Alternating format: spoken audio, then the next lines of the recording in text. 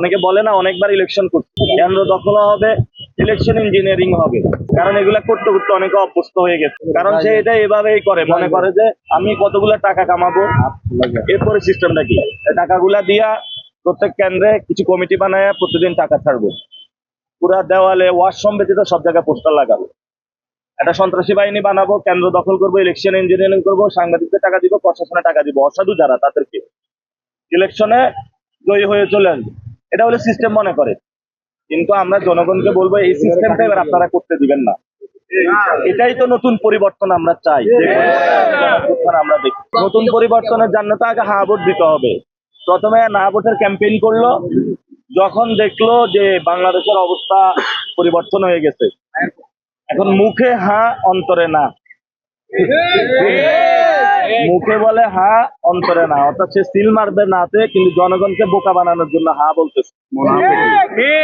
তো আমরা যারা অন্তরে হ্যাঁ ধারণ করি, আমরা সবাইকে বলবো, পার্শ্ববর্তী ভাবি, খালা, চাচা সবাইকে বুঝাবেন যাতে ইলেকশনের দিন সবাই হ্যাঁ ভোটে সিল মারে, ইনশাআল্লাহ বাংলাদেশকে বিজয় করে নিয়ে আসে। আমাদের বোনদের উপর অনেক অ্যাটাক হচ্ছে, এটা খুবই অ্যালার্মিং সিচুয়েশন।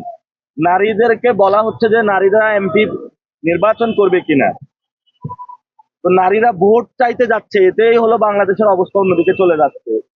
আর যদি জয়ী হতো, যে না প্রার্থী হতো, তাহলে কি অবস্থা হতো।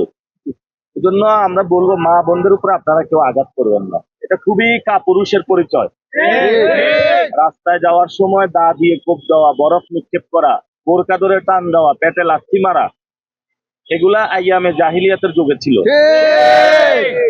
এবং এগুলা ভারতে বিজেপি করে মুসলমানদের সাথে।